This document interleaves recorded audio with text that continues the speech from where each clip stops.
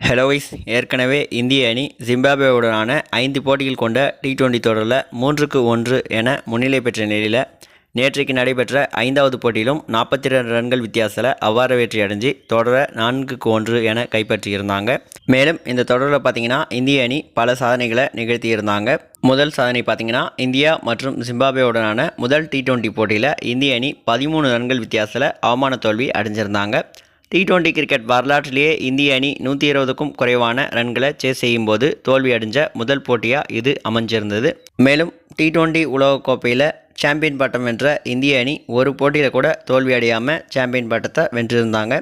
இந்த நிலையில் பார்த்திங்கன்னா உலகக்கோப்பையில் முதல் 20 இடங்களை பெற்ற அணிகள் வரிசையில் கூட இடம் பிடிக்காத ஜிம்பாப்வே அணியிடம் முதல் போட்டியிலேயே இந்திய அணி அவமான தோல்வி அடைஞ்சது ரசிகர்கள் மத்தியில் பெரும் வருத்தத்தை ஏற்படுத்தியிருந்தது.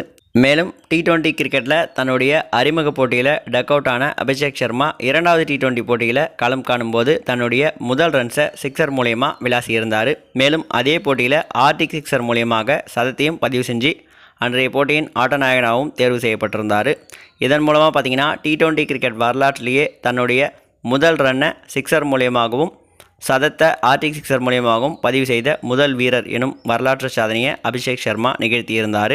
மேலும் நேற்றைய போட்டியான 5வது T20 போட்டியில் ஆட்டநாயகன் விருது வென்ற சிவம் துபே முதன்முறையாக ஆல்ரவுண்டருக்காக ஆட்டநாயகன் விருதை அவருடைய கெரியரில் பெற்றிருந்தார்.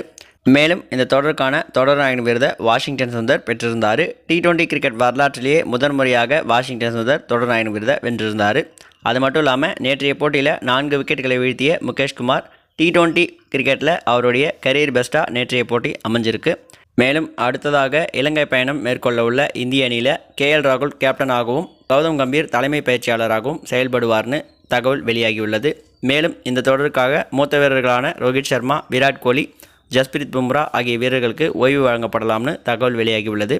இதை பற்றி உங்களுடைய கருத்து என்ன அப்படின்றத மறக்காமல் கமெண்ட் பாக்ஸில் ஷேர் பண்ணுங்கள். மேலும் இந்த மாதிரி இன்ட்ரெஸ்டிங்காக நியூஸ் தெரிஞ்சு நினச்சிங்கன்னா மறக்காமல் நம்ம சேனல் சப்ஸ்கிரைப் பண்ணிக்கோங்க. தேங்க்யூ ஃபார் வாட்சிங்.